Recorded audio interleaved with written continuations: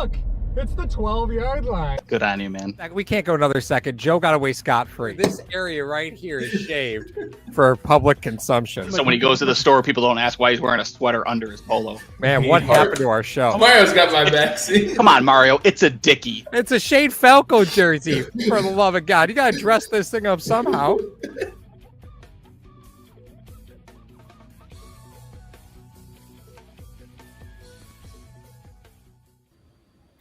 Hey, everybody. Welcome back to Hashtag. I'm Ryan Lasel.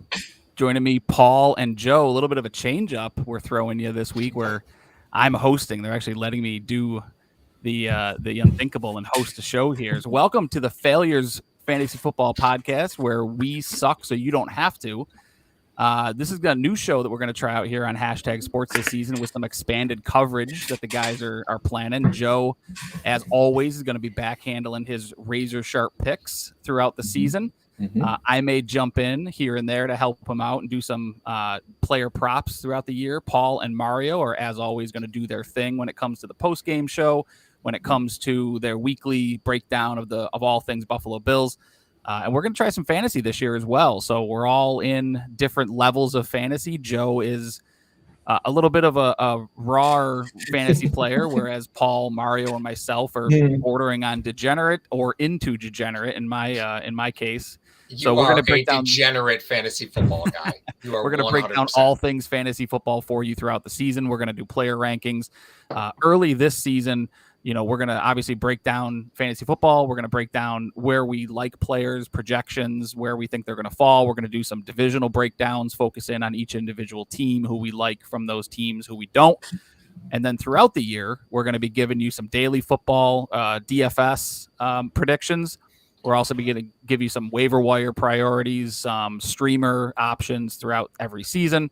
And then we're also going to do some start-sit help for those of you who need the help come probably Fridays or Saturdays. We're going to do some start-sit stuff. You can always hit us up on all the social medias for any, start-sit options throughout the course of the year. If you need some trade advice, all those kinds of things, keeping in mind, as Mario loves to say, we all value players differently, but we're going to give you our values throughout this year. We're going to start things off this week because it's the first show. You know, we want to give you a little flavor of kind of what each of us approach to fantasy football is throughout the year. So we're going to start things off with probably the most exciting part of fantasy football, and that's the mock drafts. So we're going to do a mock draft. We are going to use Sleeper. It's a pretty cool app if you're not familiar with it. This is kind of what it looks like. We randomized the draft order. You see Joe snagged that first pick, which is this season probably of all seasons one of the more easy questions to answer as we've had in quite a while. So we'll see if Joe gets it right for his first foray in a while into fantasy football. Paul snagged the 6th pick right in the middle of the draft where nobody likes to draft from. And then I'm sitting at the end of the draft right at the about the turn, the 10 pick. So I'll take 10 and then I'll take the 2-3 on the way back through. So a little bit of everything here. Different format than a normal mock draft. We are only going to draft starters. So we're going to draft a quarterback. We're going to draft 2 running backs, 3 wide receivers, a tight end, and a flex. And then that is it. After that is over, we're going to give you our sleepers, some of our sleepers throughout the remainder of the draft. Those guys that are going to go late in the draft that you really like. But it's also going to force our hand just a bit in terms of having to draft guys maybe where we wouldn't normally. As an example, I'm not usually an early round quarterback guy. I'm typically 7th, 8th round quarterback guy. May not be the case this time around because I've got to take 8 players and then I'm out. So I may rush through a little bit of some of this. So Paul, we're going to do a PPR format. So a full point PPR format. Give a rundown as to what that means for those who are watching who may not be familiar with the different formats of fantasy football. Well, that's one of the biggest things to know when you get into a fantasy football league is how the scoring is going to work. So there's a lot of different kinds of scoring. There's standard scoring, which is often non-PPR. PPR is points per reception, and that's going to vary a little bit. Sometimes there's a 0.5 PPR. That's when you get a half a point for every reception. We are going to do a 1 point PPR. That's a 1 point per reception. And then, of course, you have per league, different escalators for yardage, touchdowns, things of that nature. Really important to know because there are players out there who, like Puka Nacua is a target monster, right? So in a PPR league, he might be valued higher than in a standard scoring league. Right. So there's players that carry a lot of value like that will change. If you're new to fantasy football or you're getting into a new league this year, one of the first questions you have to ask is what's the scoring like, right? Is it half point PPR, full point PPR, non PPR? And there's even TE or tight end premium leagues where tight ends basically are king of the league. Do not ever join a TE premium league. It is not worth your time. But if you're foolish, there's one tight end to get and then everybody else. You might as well not even play the league. But that's basically how PPR works, right? It's point per reception. Yep. So again, it's going to be a PPR league, full point PPR. So wide receivers tend to come at a bit more of a value in drafts such as this. And then obviously you've got your pass catching running backs, Christian McCaffrey's, Breece Hall's. Those guys are going to go pretty high because they're going to double dip. This is a 6 points for passing touchdown league. So that's another thing to question is when it comes to quarterback passing touchdown. Some leagues do 4 points. Some leagues do 6. This is 6. So again, quarterbacks, typically in a 4-point passing league, your running quarterbacks are going to come at a much higher premium than the passing quarterback. But with a 6 point, that closes the gap a little bit. You got a Joe Burrow who's going to throw for 35, 40 touchdowns. He may close the gap a little bit on a guy like Jalen Hurts, who's going to score a bunch on the ground, but he may not have the passing numbers to match up. And then the last thing to keep in mind, as Paul mentioned, we've got different formats. There are 2 different leagues. One's called Superflex, in which case you can play a quarterback in the flex position if you'd like. And then there's just straight 2 quarterback leagues. Obviously, in those situations, quarterbacks come very high, very fast in the draft because you want to lock down your stud early in the draft. And then guys such as Christian McCaffrey, CeeDee Lamb, Tyreek Hill, they tend to fall to the end of the first after those cream of the crop quarterbacks are off the board. So again, standard approach to the roster construction for this particular draft, full point PPR. We're going to get things going here. Joe with his first pick, he's going to go ahead and kick things off here. So Joe, you are on the clock. A couple different options here. You got McCaffrey, you got the wide receivers, Lamb and Hill. Where's your thought process here with the 1-1? So like you said, I mean, it seems like it's pretty simple right now. And just so you are aware, it is not letting me do anything on that grid that I showed you earlier. So you might have to force my pick here.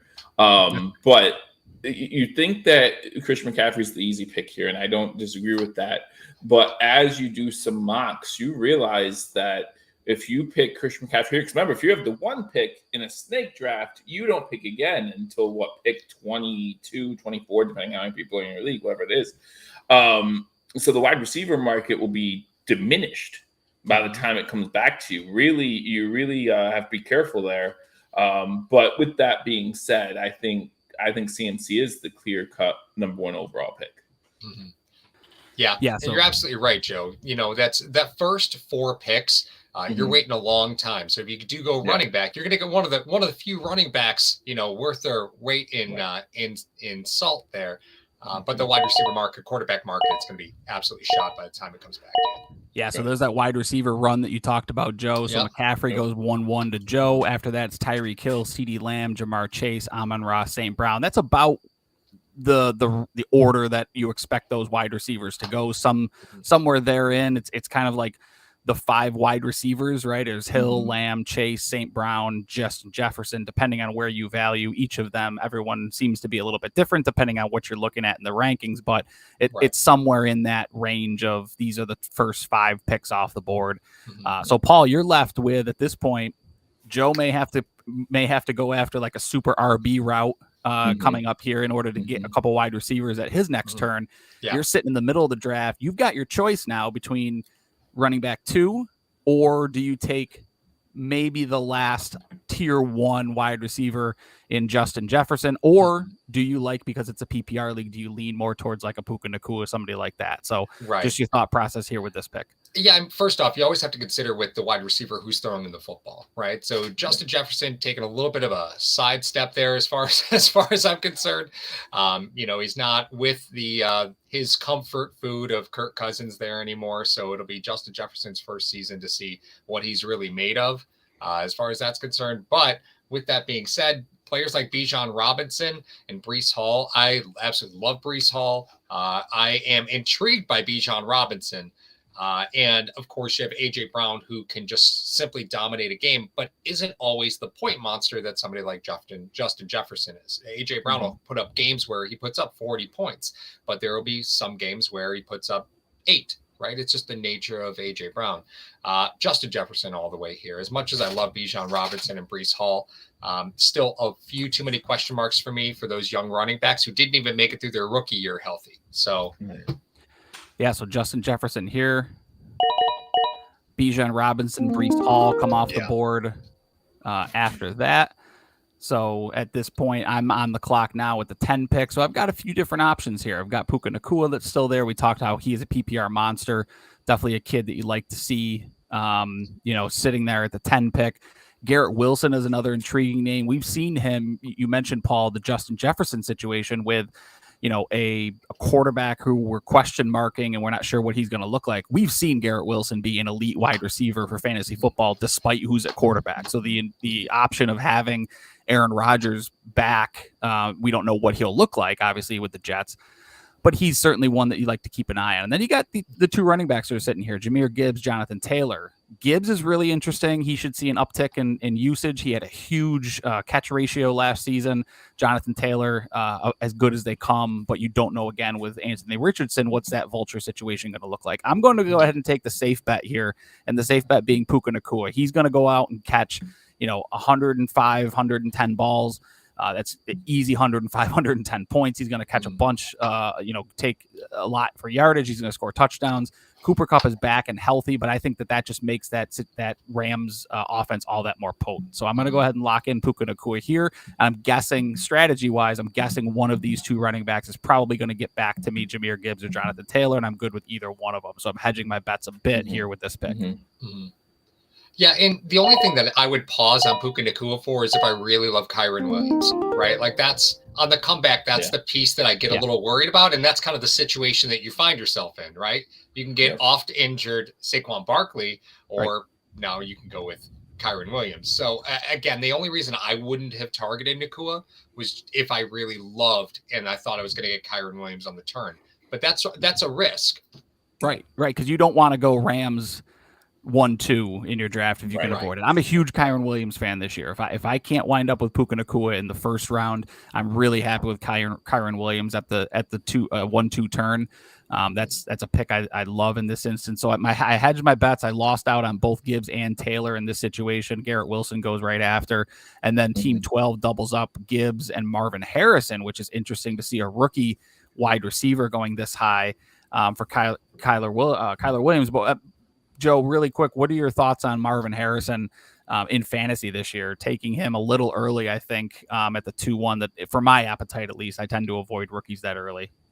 Yeah, I completely agree. I think that until we see what the Arizona Cardinal offense is going to look like, we can't guarantee, because he's the 13th guy, but he's on the turn. He's according to whoever this fake 12th person would be, has a first round type grade, right? And with a rookie wide receiver, you don't know what to expect. And you look on the board and you see Devontae Adams still on the board. You see Drake London on the board, who has a new offensive coordinator. And that looks like that could be a decent situation, even though, as Paul mentioned earlier, it matters who's throwing the ball to them as well. But yeah, I think Marvin Harrison here, a little high. But again, some people are really high on him. Great looking out of college there, but I think I agree with you, Ryan, not as high as a lot of people are on Marvin Harrison Jr. Well, and let's not forget that you have, Kyler Murray throwing him the football. Like, right. At what point, how many times and how many weapons can they give him? It's like, same thing that you see in Baltimore with Lamar. Like, how many weapons can they give him until they realize that 180 yards passing is just what he's going to give you at the quarterback position? Well, are there any new video games coming out right before the season starts? NCAA man just dropped today, so hopefully he gets it out of his system before the season starts. There you go, right for training camp. Perfect. All right. So I'm actually, philosophy here. I've locked down my wide receiver 1 in Puka Nacua. I'm really happy with him. I think he's definitely an alpha opportunity in fantasy this season.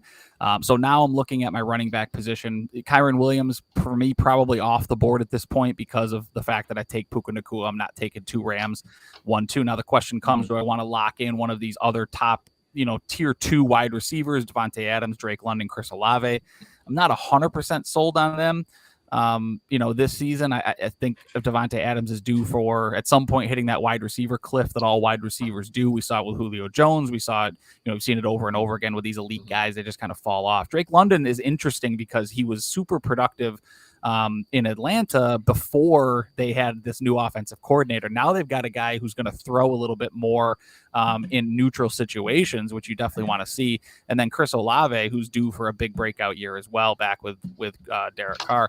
The other interesting option here is I have thought before about tight ends. Now this would be the absolute earliest I would take a tight end. And the question is, which tight end do you like the best? Do you like Sam Laporta? Do you like a Travis Kelce? Do you like and one of those other guys at the top, whether it's Trey McBride? Laporta's interesting to me right here, but I am going to lock in running back. It comes at a premium. I think Saquon Barkley's in a great situation this year. He faced the most in the box situations in New York over the last few seasons. He's not going to see that in Philadelphia because they've got weapons on the outside. And then I think they're also going to try and take some of the load off of Jalen Hurts a little bit. We saw him break down over the course of the season last year with that tush push that they try to do. I think Saquon's going to take some of those goal line carries away, which should see those touchdown numbers tick up just a little bit. So I'm going to go ahead and take Saquon Barkley here with my second pick. We're going to see how the rest of the draft plays out before we get to Paul. So 2 of the running backs come off the board, Kyron Williams comes off the board along with Drake London, Chris Olave. So 2 of the wide receivers that we talked about. Paul's now on the clock with his second pick. He's got a good variety of options here: wide receiver, tight end, quarterback, running back, whatever he wants to go. He's got options. So Paul, what are you thinking here? First off, can we just play taps in the background for Ryan because he just drafted Saquon Barkley? How many fantasy drafts are we going to see Saquon Barkley go in the top 2 rounds and see a guy that finishes in the top 3 in the standings? It just doesn't happen, right? So my condolences to your team in round 2, Ryan, but I get why, I get where you're going. So if we're looking at the mix, right, Sam Laporta is a really, really fun player. Again, I'm kind of happy to avoid Devontae Adams. I'm never in love with the quarterback situation in Las Vegas. This year is certainly no different for me. And since you saw that Netflix documentary on receivers and Devontae Adams was saying, I've never been hit so much in my life. That's why they paid you $50 million, homeboy. Right? He wanted to go play with Carr, though. I know. They did him wrong. Yeah. And I love Brandon Ayuk, right? I do. I love Brandon Ayuk, but again, you've loved him for a couple seasons now. Yeah. He's never really done me wrong. Travis Etienne is an exciting player. And again, kind of that middle ground of running back. So you look at Etienne, Achane, to a lesser extent, I suppose, Josh Jacobs, right? Those are running backs that I'm not going to get a chance at. So when I look at a position, I say, listen, I either want the best of that position where I'm at right now, or, I would rather just take a chance, right? In the first couple rounds. That's just my theory walking in, right? So if I have a chance in the second round to grab Josh Allen, I'm going to take Josh Allen in the second round. That's what I'm going to do, because I'm not going to get a chance at a quarterback in the third, right? Because the way the draft's typically going to start shaking out, you're going to see Mahomes go, Allen's going to go, those higher end quarterback. If I can get Josh Allen now, I will, because I like Sam Laporta, but I don't like him more than Josh Allen. I like Brandon Ayuk, but I don't like him more than Josh Allen. So, and this is where a lot of those PPR cheat sheets might do you dirty, because ESPN released their PPR cheat sheet and Josh Allen is listed as the 29th player on there, right? QB1 at 29. That to me just is way too far down for him. Again, we're a Buffalo-based podcast, right? So I certainly can concede to the fact that Bills players might be a little more valued here than other places, but I have to take Josh Allen here. And I love Brandon Ayuk. I would really like Travis Etienne. I'm going to take Josh Allen. So we're going to lock in Josh Allen for Paul. I do want to make a little bit of a case for Travis Etienne in this spot. If you have not taken a running back by now, you're in the middle of the draft, The interesting thing, not a lot of people would guess, Travis Etienne faced the most pass blocking situations last season for at the running back position. So when you talk about true workhorse running backs, you probably don't think Travis Etienne, but he's on the field more than most any running back you're going to be able to draft in the first 3 rounds. And they didn't do a lot behind him this season. They had Tank Bigsby last year. Guess who they've got back as their backup again? Tank Bigsby. So they're not necessarily doing much behind him to indicate that his workload's going to go down. So Travis Etienne is a guy that I think makes a lot of sense in these in the middle of the second round too, if you can and wind up snagging him. But definitely agree with Paul in the sense that if you're this far down in the draft, this is certainly your last shot at picking up a Josh Allen type of talent. I'm actually surprised he's still here. So we're going to go ahead and lock in Josh Allen for Paul. See how that shakes out. Devontae Adams, Travis Kelce's the first tight end off the board. Laporta goes not too far after, and the aforementioned Travis Etienne before it gets back to Joe. So, Joe, you saw quite a bit of the wide receivers come off the board. As expected, Yeah, so a couple of guys there that you probably still like. Paul mentioned Ayuk, but then you get into some really interesting running backs with Devon Achane, who did a lot with not a lot in terms of touches last season. He only had, I think it was, 150 total touches all season last year. Derrick Henry, new face, familiar face, different place. But what are you thinking here? Because you get 2 picks now because you're at the 2-3 turn. Well, yeah, this is what we're talking about with the first pick. Like, I look at the board that's remaining, and my immediate thought in a normal situation would be, who is in my league, right? Do I go heavy running back, and do I have other people in my league willing to trade, right? Maybe try to get myself Derrick Henry here, who I think is going to get a lot of touches for Baltimore, and Baltimore normally has a good run style, but then you're taking a risk because Derrick Henry is hitting that age over 30. Where does he have what's left in the tank? So who I'm playing with matters just as much as, and by that I mean the people drafting, as what's on the board for me in certain situations. I would have loved to take Laporta because I think Laporta is the number 1 tight end, and like Paul said, when it came to Josh Allen, if I had a chance to get the best player at a position, I'm going to do that. And so unfortunately, when I saw Kelce go, I was excited, but then of course, shortly right thereafter, we see Laporta go, and that's a deflating feeling. Personally, I look at this list. I know that Paul is a huge Brandon Ayuk fan, but there are still some questions about Brandon Ayuk. Is he going to be a 49er? Everyone's saying the right stuff, right? But that's all it is. It's just talk. Is he going to be a 49er when the season starts? And if he isn't, where is he going to? And do you like having those questions with your second overall pick in the fantasy draft? Obviously, Paul, a bunch of people in Bills Mafia, we'd love for him to come to Buffalo. And if you tell me that I get Brandon Ayuk with Josh Allen, then I'm like, yes, I will take him right now happily. Please stay off the board. But there's no guarantees there. I look at Nico Collins or even Stephon Diggs. One person who I really like, who we'll talk about on my next pick, is CJ Stroud. If we're looking at quarterbacks who have good fantasy value, in my opinion, you look at CJ Stroud. Some people think he's going to have a sophomore slump. They got him all the weapons in the world. They got him all the weapons in the world to make things happen in his second season. But like I said, we'll talk about that at the turn. But for right now, I need a wide receiver. We just 8 picks, right? We're just getting the starters. I need a wide receiver. Give me Brandon Ayuk with that second round pick. I like the value here as well. So I'm going to take him off the board.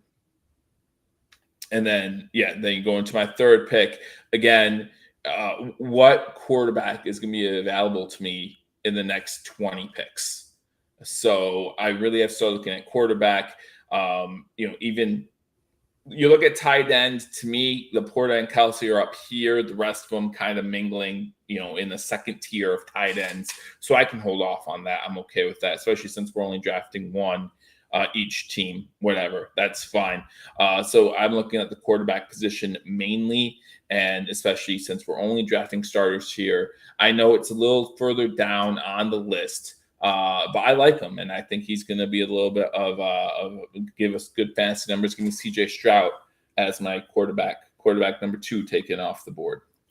Yeah, in a dynasty league, I would tell you that if you're starting a dynasty league, going with a younger quarterback is never a bad idea, right? So, you have like Anthony Richardson is going to carry a ton of value. CJ Stroud's going to carry a ton of value. Even Josh Allen and Patrick Mahomes still carry an absolute ton of value because of their age. I am the biggest CJ Stroud apologist you will probably ever find. I adore CJ Stroud.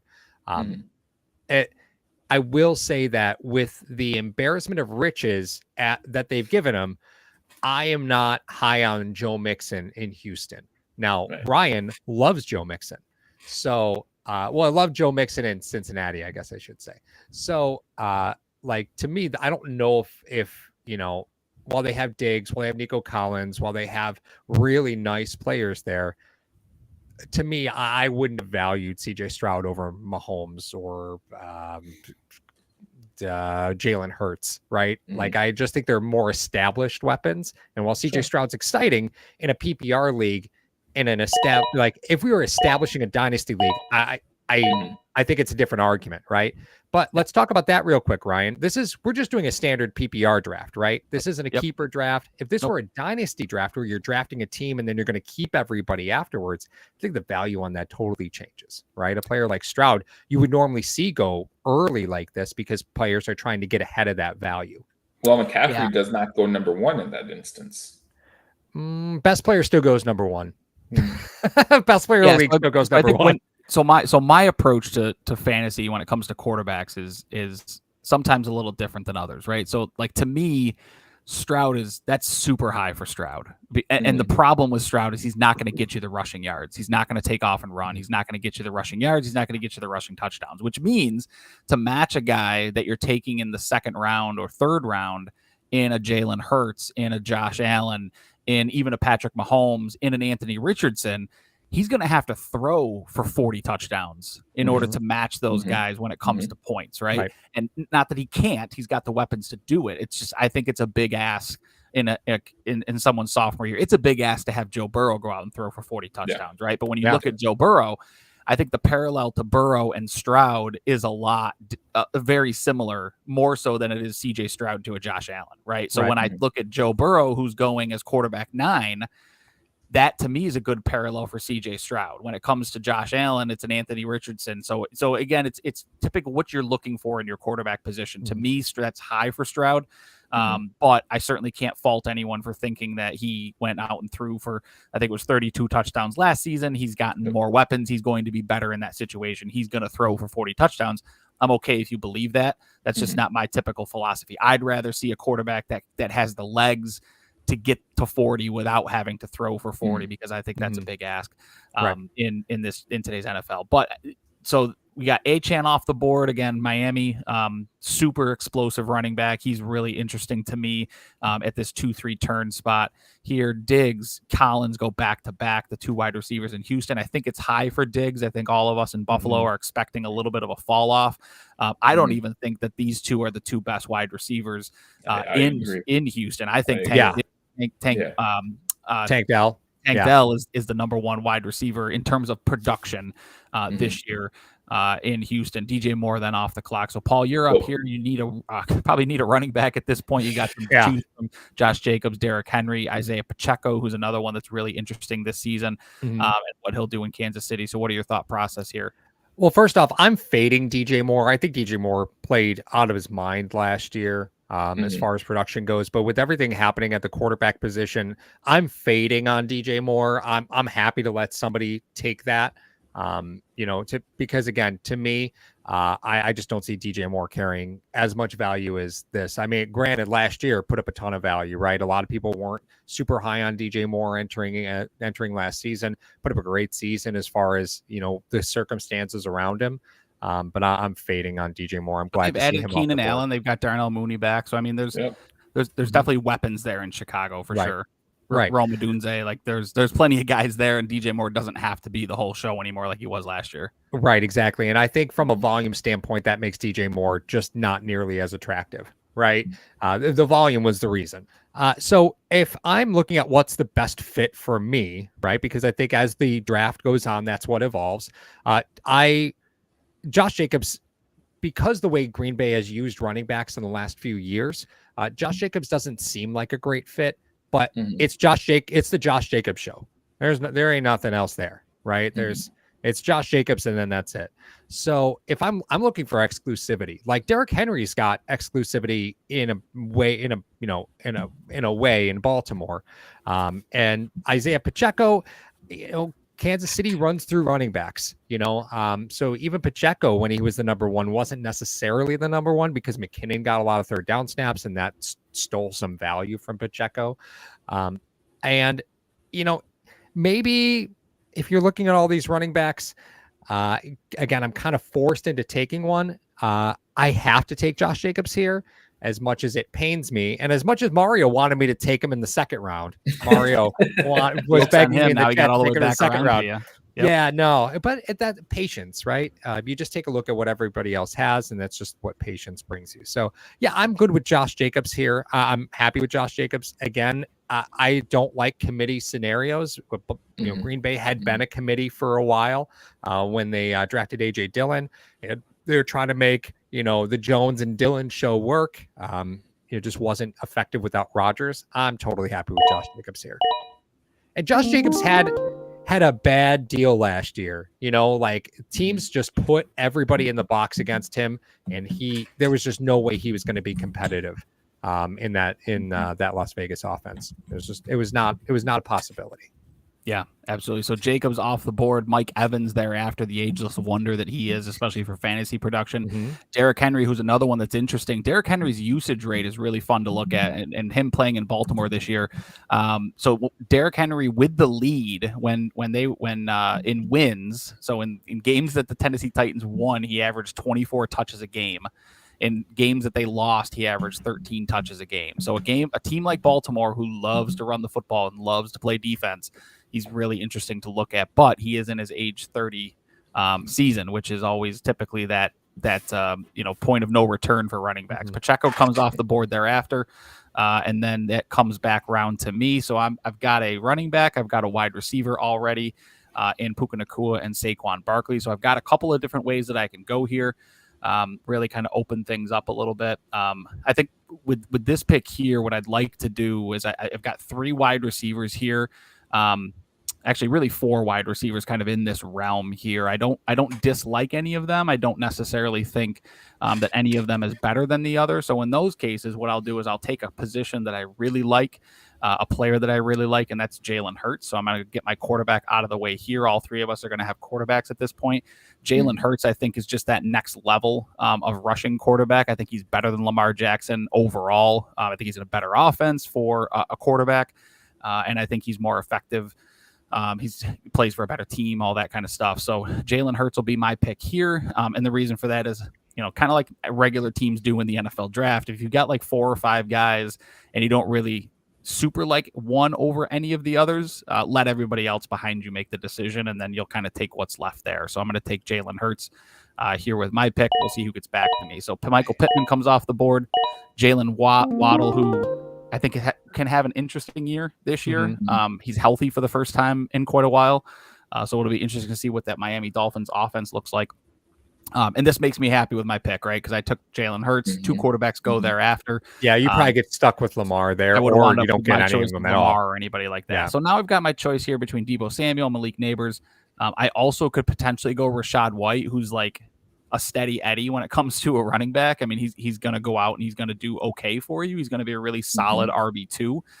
But he doesn't really have upside to be much more than a running back too. So and that's a lot of that is Baker, right? Yeah, like absolutely. it's just the type of offense that he is real comfortable in. It just doesn't involve the running back all that much. Right. I also could go Trey McBride here. I'm a fan of Trey McBride. I think he's set up for a really good season, coming off a rookie campaign that was super solid.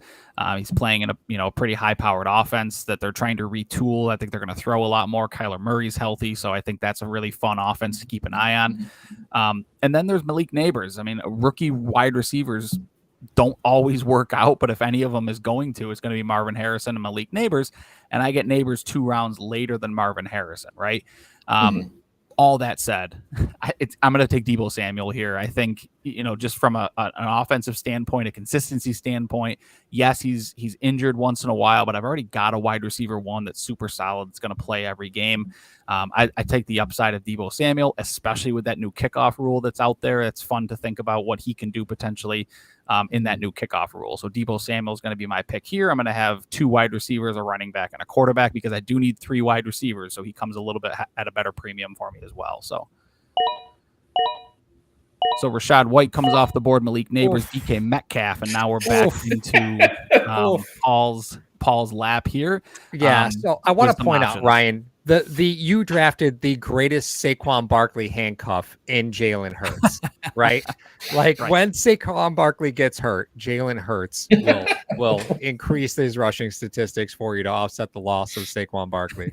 Malik Neighbors. Well, I figure if they get down inside the 5, one of the 2 of them is going to score. Right? Yeah, that's true.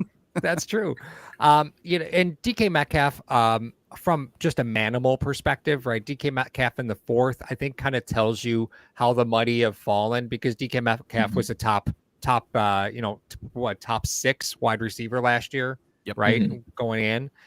So I think it just shows you what quarterback play and how much quarterback play matters, right? Well, and there's also a changing the guard in Seattle, right? Yeah. Whole new coaching staff, like what's going on in Seattle. So, yeah.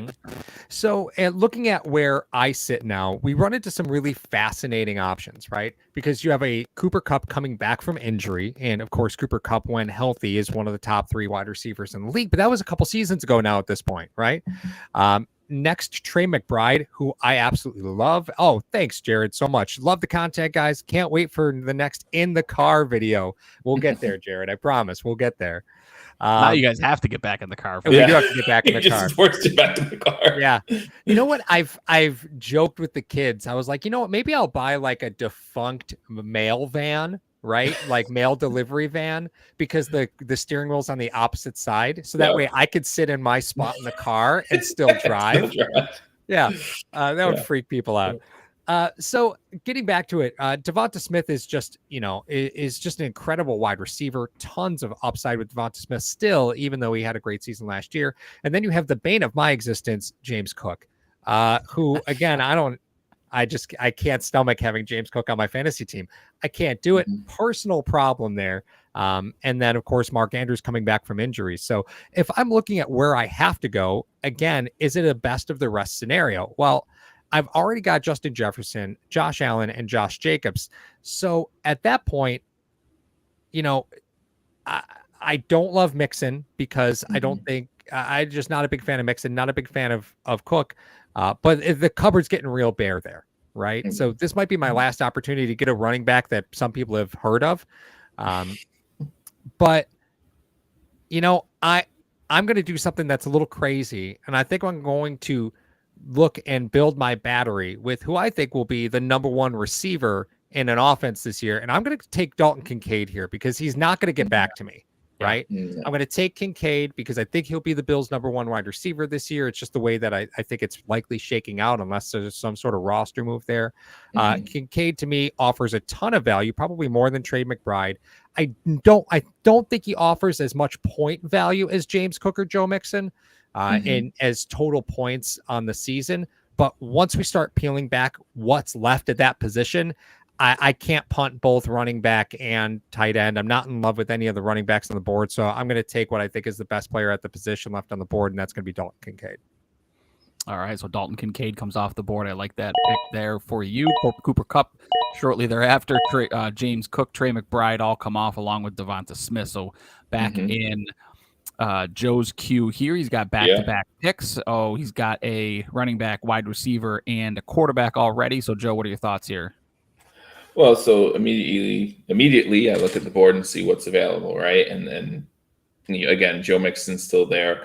I look at Mark Andrews. I had 2 middle fingers up when Dalton Kincaid was picked. Thanks, Paul. I was hoping that he would come to me, but that's okay.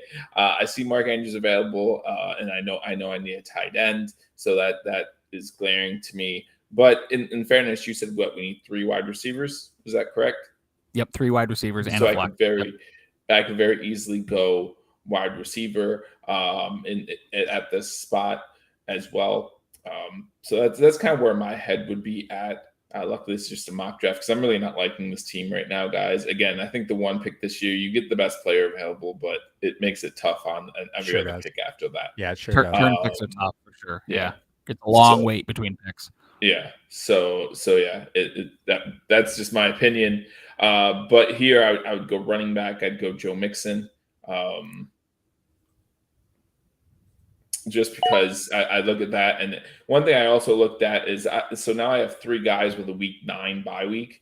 And that's something you have to think about too. Are you one of those people who want to fluctuate bye weeks so that way you have good people available each week? Or are you just somebody who's going to say, you know what, give me the L 1 week and I'll hopefully kick butt every other week when I have all my starters going compared to everyone else's. Yeah, Joe, that's a great point, right? I think in the draft, while you do have to pay attention to bye week, football is a game of attrition.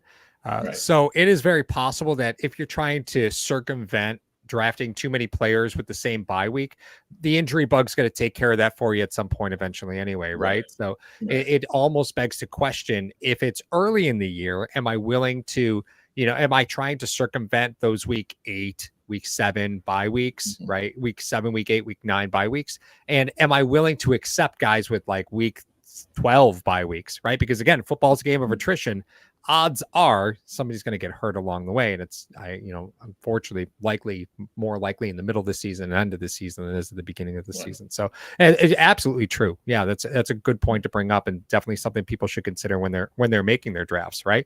And one thing to point your finger at and laugh at the guy who drafts 4 consecutive players with week 10 buys, because as it seems to be, sometimes you just start picking players all in the same division because you just start thinking of those teams as you draft the players, right? And it's happened to all of us. Ryan, I think there was one year in one of our fantasy leagues, I looked and I had like 4 guys from the NFC East, all in a row. And I was like, why did I do that? I don't know. I just started drafting teams, and as I was drafting players, I would think of who they play. Like, oh, I really like that player. Oh my God, look, they're on the board. It's kind of like when you buy a blue car, like a really pretty blue, and then you're like, oh, I never see this on the road, and you're driving. It's all you see. It's all you see. Yep. Yeah, sometimes that can happen, right? Like, and it happens with your fantasy drafts too. We're all a victim to it. Yeah, absolutely. So now come back around. Now I have 2 running backs, so I'm not worried about the running back position at all. I look at Mark Andrews there, and personally, guys, again, after you had Laporta as my number 1, Kelsey as my number 2. I do like McBride and Kincaid. They could be on that second tier if you want. Mark Andrews, to me, is on the downward slope of his career. I thought he was really good a few years ago. Definitely a security blanket for Lamar Jackson. But I just don't see him having the value that he's had in years past. Again, that's a personal choice, and that's something that when you're doing fantasy drafts, you really have to think about. Some people are going to be graded higher than you personally think they're going to go. Sometimes you trust your instincts, and they are wrong a lot of times because that's why the experts grade these guys. But that's just my personal feeling. So I'm going to go wide receiver here. What's a wide receiver I like? We talked a little bit earlier about Zay Flowers and all the weapons that Lamar Jackson has, and you just know he's going to go under 200 yards for at least 8 of those games this season. So do you really want to take a Zay Flowers? Can't take Tank, even though I would love to. Just picked up back-to-back Houston guys. I don't think I can go back-to-back Houston guys. That would be kind of ridiculous. You look at George Pickens, in an interesting situation in Pittsburgh. Again, new offensive coordinator, new quarterback. Can be very exciting to see what he can bring to the table. I will take, just due to the fact of everything I just said, might not be the best, sexiest pick on the board, but I'm going to take George Pickens with my 5th pick. Talent for days. I really like Pickens. Yeah. Talent for days, right? It's not a talent issue. It's an attitude issue with Pickens from everything that I've heard. Oh man, this couldn't have worked out better, guys. There's no conversation here. So Zay Flowers is the best receiver on the board. right? Tank Dell off the board. Kenneth Walker comes right after. Keenan Allen, Alvin Kamara. So you're in that 4th, 5th round slump of running backs where there's not really anybody that you're falling in love with. These are filler positions, right? Where you're drafting a guy because you need a guy, right? Give me Zay Flowers all day long. That guy can take over a game. He was the only weapon in Baltimore. And this is not even a question, right? Like, don't get me wrong. I like T. Higgins an awful lot. Do I like T. Higgins more than Zay Flowers in a PPR league? Nope. No. If this was a standard scoring league, maybe it's a different scenario, right? Like if this were a non-PPR league, I think T. Higgins probably carries more value. But in a PPR league, I don't think it's even close. Zay Flowers for days. All right. So at this point, Anthony Richardson comes off the board. We talked a little bit about him earlier. Aaron Jones, the new guy in Minnesota. It'll be still really fun to see what he can do there as the bell cow in Minnesota. Mark Andrews, the Mandrews, comes off the board as kind of like that last top tier tight end option. And I'm staring down the barrel here of not a ton of guys that I'm a fan of at this point. So I've got Puka Nacua, Barkley, Hurts, and Samuel. Certainly could use another wide receiver, could use another running back. I need a tight end. I'm not sure how I feel about Kyle Pitts or George Kittle at this point. But I think, just to kind of see what type of a team I could wind up with in this situation, I'm actually going to take Kyle Pitts here for my tight end position. New offensive coordinator, a new philosophy on the offensive side of the football, new philosophy at the head coaching position. An actual quarterback who has historically used his tight end. He used DJ Hawkinson really well. He's been really solid with tight ends. And again, we talk about a guy who's got all the talent in the world. It's Kyle Pitts, right? Like he's got all the tools to be exactly what you would want in a tight end. Kyle Pitts has. So I'm going to take him, fill that tight end position for me, and we'll see what's left here at the turn. T. Higgins comes off the board, Rome Odunze, James Conner, and Amari Cooper off the board. I want to point out there, Ryan, again, depending on what mock drafts you're following, ESPN has Kyle Pitts as the 8th tight end off the board, and I think anybody in this world would be happy with Kyle Pitts as the 8th tight end off the board. For everything that you just said, I'm higher on Kyle Pitts this year than I think probably a lot of other people. To me, where I project him to be like that tight end 5, right? Because that's probably where he would fit with a quarterback that actually understands what an offense looks like, right? So, it's super happy that you got Kyle Pitts. I think that was the right call. It looks like a little bit of an overvalue, but I just don't think it is. Yeah, for sure. All right, so we're at this point here now where we've got, again, I don't need a tight end, so George Kittle immediately comes off the board. I don't need a quarterback, so Joe Burrow's not the option here. So I've got some options here at the running back position. I've got some options at the wide receiver position. I'm not crazy about either of these running back situations here. Can DeAndre Swift be, the main guy in Chicago? That's fine, but what does that look like, right? I mean, they've still got Khalil Herbert. They've still got Roshan Johnson. They've got guys there with talent, so I'm not sure what to do there. Christian Kirk is a guy you don't feel bad about drafting, but I don't think I've ever seen somebody draft Christian Kirk and pump their fist and say, yeah, I got Christian Kirk, right? Like he's going to go out and score you 10 to 12 points a week. He's very rarely going to finish in the top 20 of wide receivers, but he's always going to be like in the top 24, right? So he's one of those guys who's just going to kind of be that steady Eddie. Now for my wide receiver 3, it's probably not a bad situation there. But what I'm going to do is I'm going to reach a little bit further down in the draft board here, and it's because I'm worried at the running back depth that I'm starting to stare down the barrel of. I'm actually going to go down and I'm going to take Ramondre Stevenson out of New England. They just gave him a new contract in New England. He's been a guy who's been able to get into the end zone historically. I think the offense is going to be a little bit more improved this season. I mean, it can't get much worse. But when you talk about offensive weapons, he's really the only guy that you know of right now in New England. They've got a bunch of wide receivers. I don't know if any of them are any good. They've got a running back, or I'm sorry, a brand new rookie quarterback who's probably going to play early. I think Ramondre Stevenson is due for a pretty decent breakout this year. So I'm going to take him here and shore up my running back situation. At this point, we'll see what's left here when my pick comes back around. Joe Burrow comes off the board, DeAndre Swift, Rashee Rice, and now Paul is on the board. again, with what could be a running back, but I'm not sure what your thoughts are on the running back situation. No, there's a lot of value running backs late here, so I'm really happy to wait on running back because there's players that I like that I can't talk about right now because I don't want you vultures to take the players that I really like late in drafts. So with that being said, I'm looking solely at wide receiver here. I understand that we could still pick up flex players, so that does leave another tight end in play. But I think everybody is kind of aware that value is absolutely shot to hell at this point. And I'm not in love with George Kittle. I'm not in love with Christian Kirk, David Montgomery, Terry McLaurin. Again, all the talent in the world, no quarterback play. Evan Ingram, not a chance. I've already got a wide receiver. Jordan Addison, well, I've already got Justin Jefferson, so I'm kind of handicapped there. Scroll down for me if you don't mind. Right. Can you scroll down on that?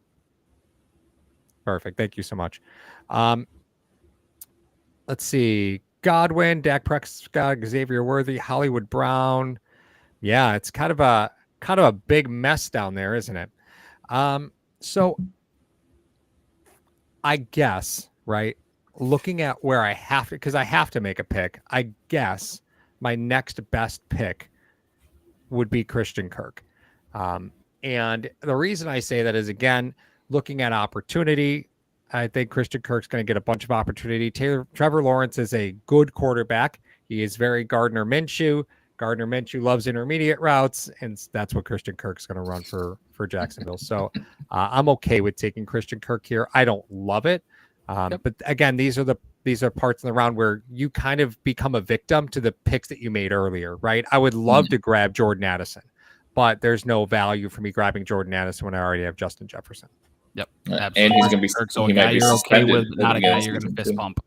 What was that? What was that? Jordan Addison might be suspended at the beginning of the year. He just got in trouble for a DUI or something like that. Yeah, he just got picked up for a DUI. Yeah, he just got picked up. So, and these are things, again, if you're in a fantasy draft, same thing with Rashee Rice. Will he face suspension at the beginning of the season? Absolutely. That changes perspective when you're talking about fantasy. And unfortunately, as of right now, we don't know those things. I think there's actually a day right before the start of preseason where Goodell or the NFL comes down on all these guys like at one time and you just hear it. But unfortunately, if your fantasy draft is before that, you don't know.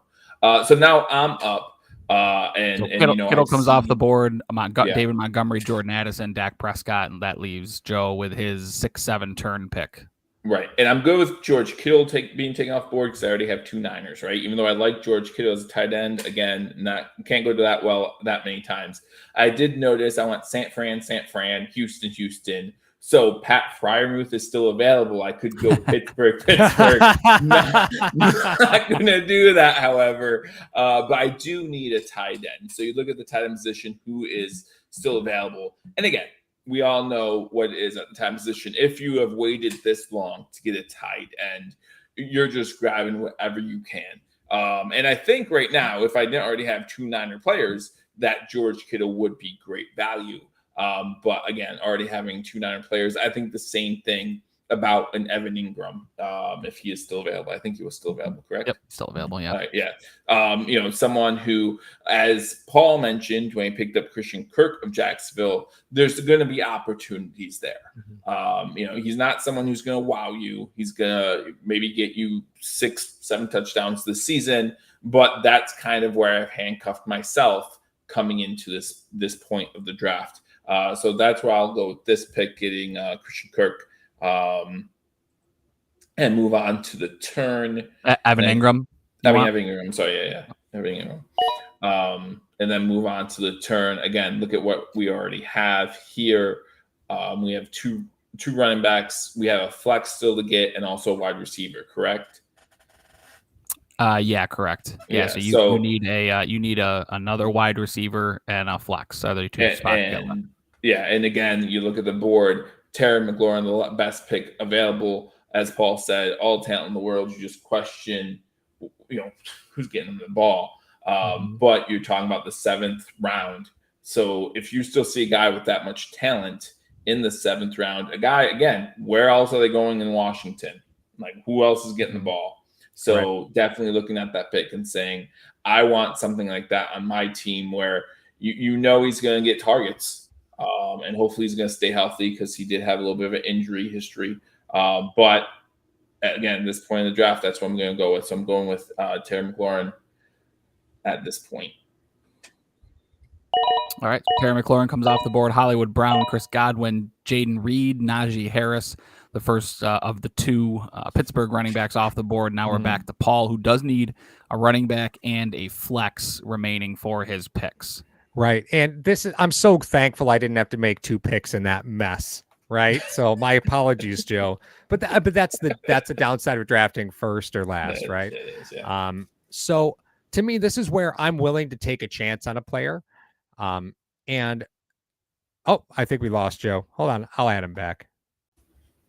There's my guy.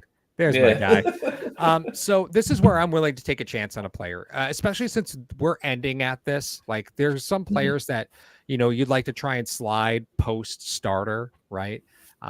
But if we're in a scenario where we kind of get to have a little fun, I'm willing to have a little fun. So I'm going to talk about some of the running backs that I'm really interested in and why I was kind of willing to punt the middle rounds on running backs and just focus on wide receiver. So Zach Moss is probably going to be the starter in Cincinnati.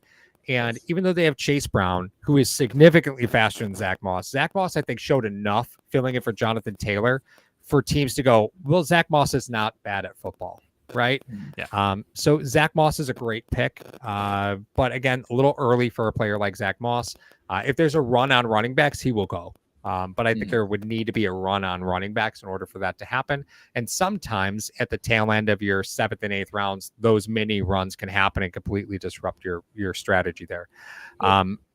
Tajay Spears is another player who I really like in Tennessee, but again, he's coupled up with Tony Pollard. So if you're going, what do you do there?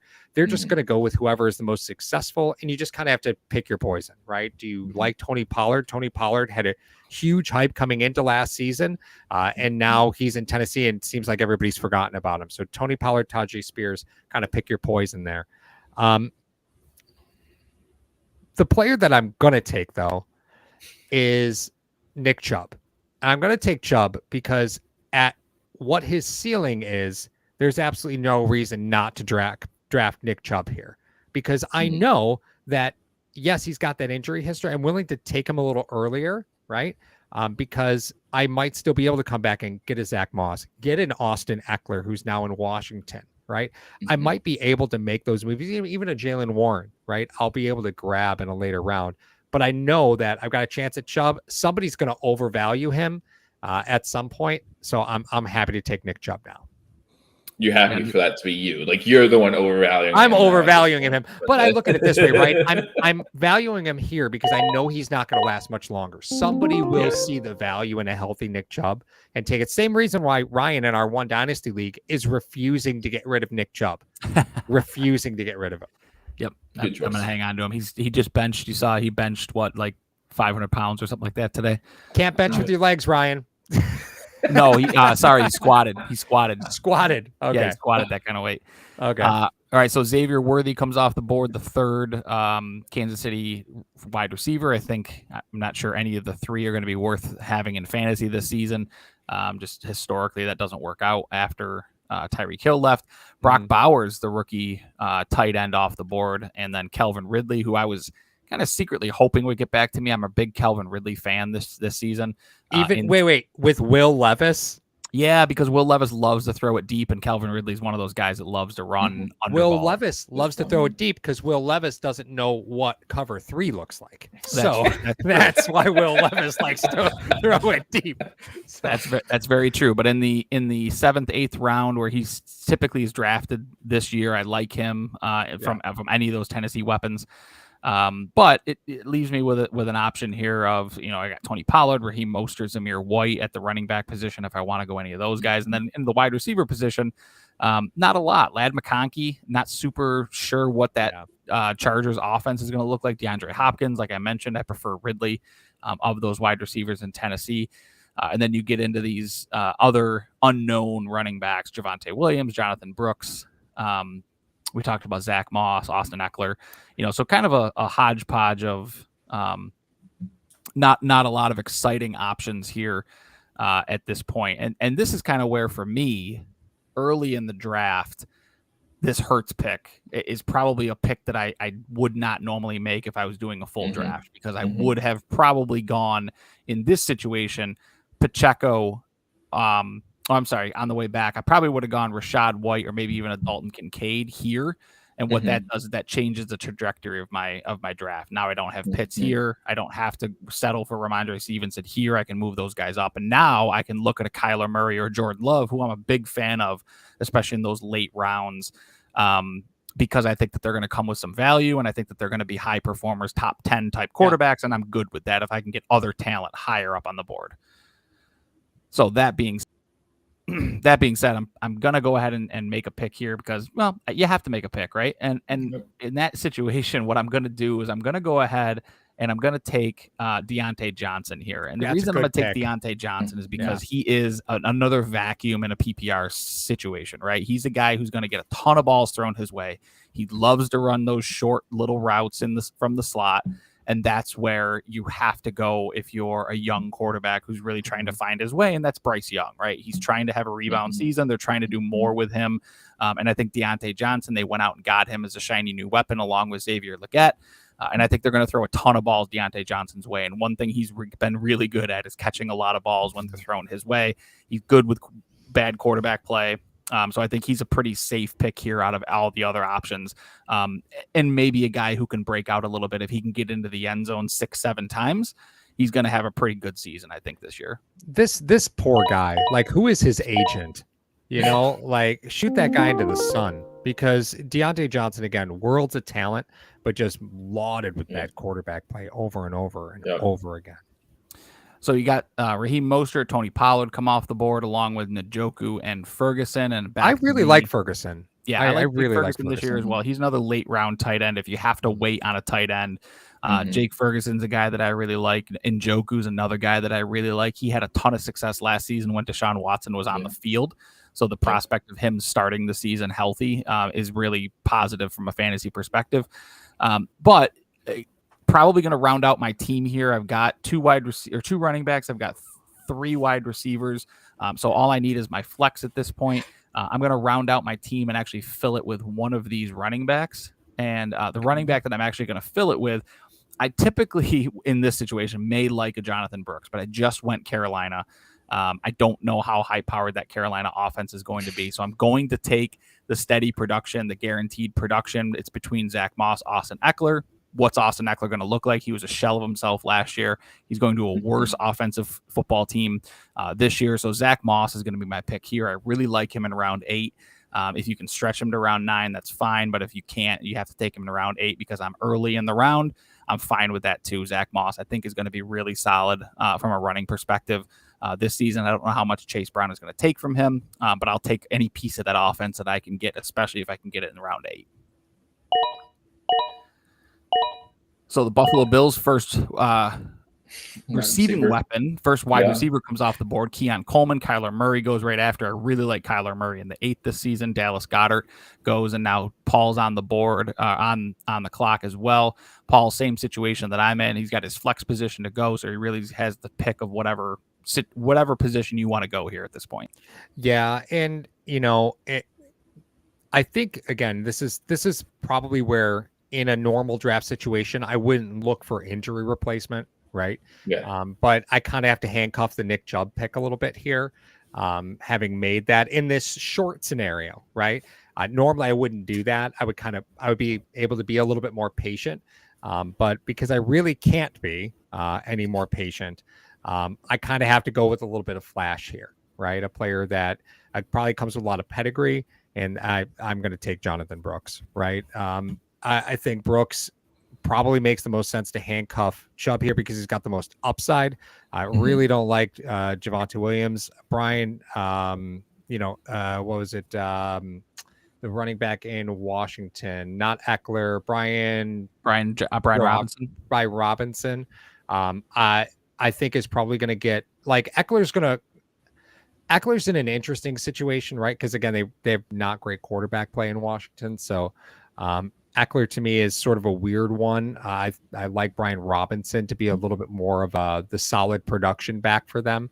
Eckler's, he's getting up there and he's got a lot of usage on him. Again, I wouldn't normally do this, but for sake of the exercise, I'm going to handcuff the Chubb pick as soon as I can. And that's, again, I just don't love any of the wide receiver options around this value point.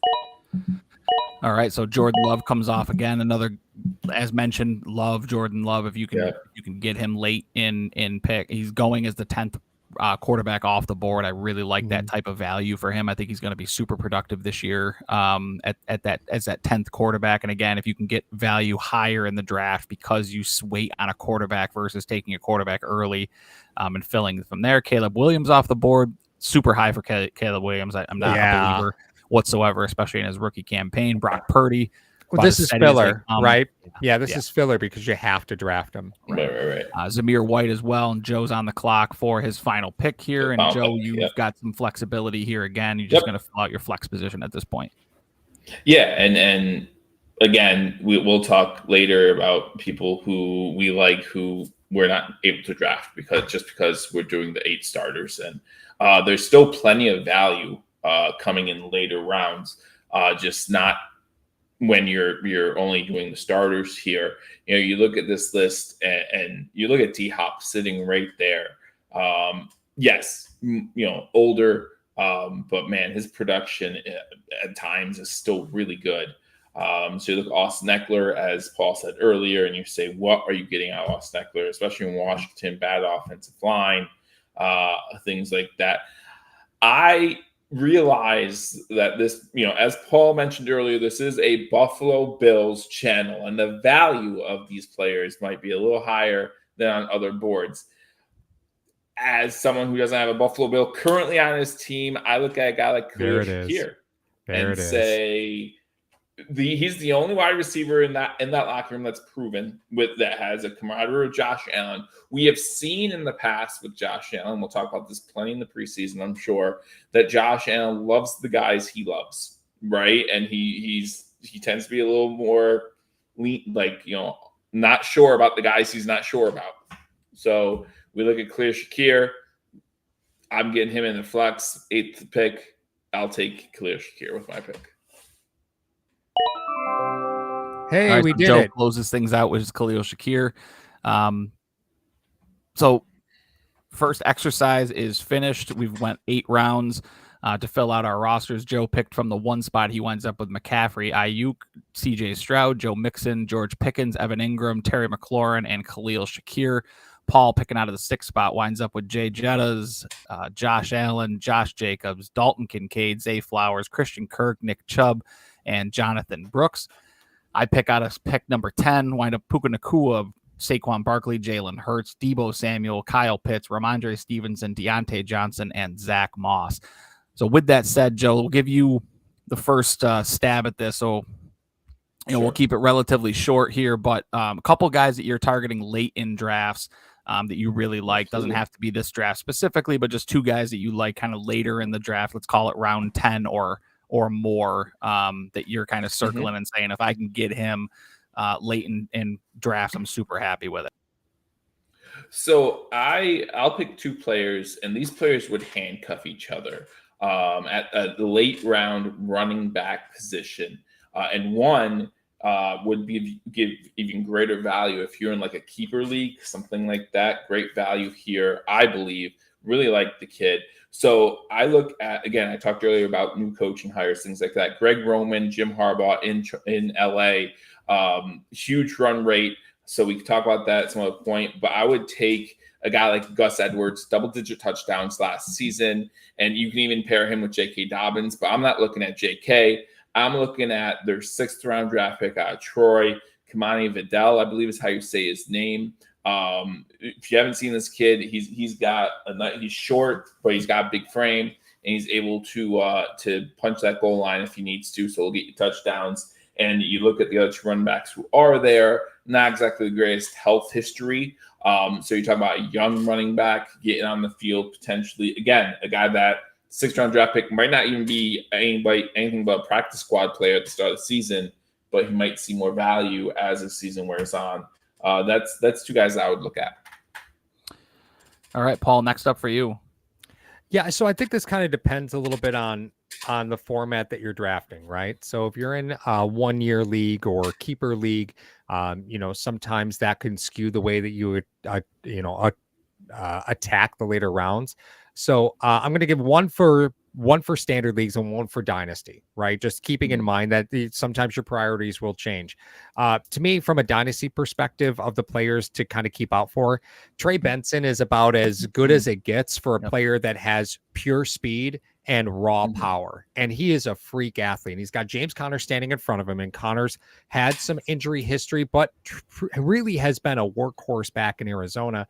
But I really like Trey Benson. He's not going to give you week 1 value, but if you can get Trey Benson at the backside in a dynasty league, get him, right? Because he's a home run hitter, pure power. And at some point, he will probably take that starting job. Players that I like, as far as later round picks that I think probably get overlooked a little bit, Jacoby Myers and Mike Williams, like in two very different situations, right? But Mike Williams is now with the Jets, and sure, you got Garrett Wilson there, but Mike Williams, when healthy, has put up a ton of points, and he did last season before he got injured. Like Mike Williams was really, really good before he got hurt, and now he's going to go to the Jets with Aaron Rodgers. He's been blessed with some great quarterback play, right? Having been able to play with Phillip Rivers, I guess Justin Herbert. I mean, if we're talking potential, I guess Justin Herbert. But now to get to play with Aaron Rodgers, Mike Williams is a guy that I think gets overlooked quite often, and Jacoby Myers is a player that's going to get overlooked. And in a PPR league, he's just a vacuum, right? And that's the kind of stuff that you love because he's that safe space for a quarterback. So to me, the Dynasty League, love Trey Benson. If it's a standard PPR league and you're scrunging around for a wide receiver, Jacoby Myers and Mike Williams offer a lot of value. Yeah, two late round guys that I think definitely worth keeping an eye on. So one of the guys I'm gonna kind of take the same situation or the same approach that Paul had. So two guys that I'm kind of looking at. If it's a redraft league, a guy that I really like this season that you're probably going to be able to settle late on in drafts is Jameson Williams, wide receiver out of Detroit. I think he's going to be a big part of this offense. You saw Jared Goff kind of take that next step last season. Finally, kind of everything seems to be clicking with him. He's got a high-powered offense. You've got to love what they got in Sam Laporta. You got to love what they got in Amon-Ra St. Brown, obviously, the two-headed monster at the running back position. But the one thing they don't have outside of Jameson Williams is the guy who can take the top off the defense, and that really comes at a high value for teams, especially in today's NFL. And I think that's where Jameson Williams is going to shine. I think he's going to get into the 6 touchdown mark this season, which is kind of that litmus test for being like wide receiver 3, wide receiver 2. And you're going to be able to get him at wide receiver 5 or 6 value in the late rounds, whether it's round 11 or 12. I think that's a tremendous upside for that pick. And then from a dynasty perspective, I'm looking at a quarterback who was drafted high, not the sexy pick that Caleb Williams was. Jaden Daniels, I really like him this season, and the reason I like him this season is because of his ability on the ground. He runs the ball really well, and we talked about it earlier on in the show. Is if you can get a quarterback that can run the football, that offsets a lot of the fact that they may not have a lot of guys to throw to, or he may not get a lot of opportunities to throw the ball into the end zone. He's going to run a lot. He's going to wind up with 600-700 yards rushing, which is tremendous value. He's going as the wide receiver 12 or 13 off the board, so you're going to be able to wait on him into like the double-digit rounds. Tremendous value. He's got every tool, potential, and skill set to be a top 10 quarterback. So he's going to be a quarterback 1 when the season's over, and you're going to get him as a quarterback 2 going 12th or 13th quarterback overall in those late rounds. So Jaden Daniels is a guy I really like, and I'm targeting, especially if I'm in a dynasty setting.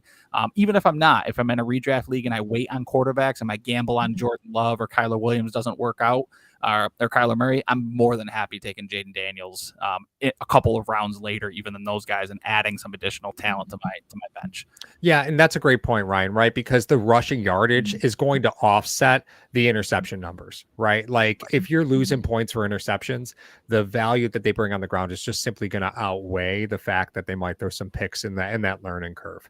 Yeah, and a lot of leagues have those escalator bonuses, Paul. You talked about those, and a lot of those are rushing touchdowns of greater than 25 yards. I think Jaden Daniels is going to have a couple of those this season because he's so talented with his legs. I think he's going to catch defenses sleeping, and I think he's going to wind up with a couple of long rushing touchdowns, and those are going to be worth a ton of points in a lot of fantasy leagues. So I think he's a quarterback that you can definitely wait on as the draft goes on. Well, we did it, boys. We did it. First episode in the book. So this has been the Failures Fantasy Football Podcast. So we're going to go ahead and post these teams on social media. If you want to take a look, let us know in the comments who you thought won this particular mock draft. Same thing if you go out to Twitter, if you go out or if you're watching on YouTube, make sure you let us know who you thought won this particular draft. I don't think it's Joe. Spoiler alert on that. But Joe, you got the first pick right, man. You got the first pick right. That's the most important. I think that's when the you're second 1-1, you can't screw it up. Is that the second time he said that to you, Joe? Because when we did the Bills draft, remember when we did the all-time, the non-Super Bowl, the non-Super Bowl winning all-time player draft? My team was the best in that one. I agree with him on this one. My team was the best in that one. Stop. So again, this shows the brand new offering from #sports. If you're watching, we really appreciate you joining us. Make sure you follow us on all social medias. We're going to be here every Monday night at 10 p.m. For the Failures Fantasy Football Show. Make sure that you post your start-sit questions. Make sure you post what league you're in as well. Hit us up on socials. Next week, I think, guys, we're going to get into previewing some actual players. Where do we like these players? And then throughout the season, again, start-sit advice. We're going to do some DFS every week as well. And make sure that you are prepared to not fail at fantasy football. We've been failing for the last few years, guys. We got to get some folks on track here. So learn from us as not what not to do all throughout the season. Thanks very much for joining us. For Joe, Paul, I'm Ryan from #. This has been the Failures Fantasy Football Podcast. We'll see you next week. Thank you, Paul, as well as the rest of the #sports crew. It's an honor being a sponsor. Investing in real estate, especially in the Phoenix metro area, may change your financial picture forever. And it's easier than you may think. I'm originally from Buffalo, New York, and proud of it. Yet I live in the Valley of the Sun, have for decades, and love it. I also humbly run one of the top real estate teams in Arizona. We help others score, as it were, when it comes to buying, selling, renting, and of course, investing in real estate. I've been a multi-million-dollar producer for many years, and the Mr. Rogers Homes Arizona real estate team has earned the top spot at West USA Realty for 10 years plus. Again, thank you, #sports, go Bills, and God bless America.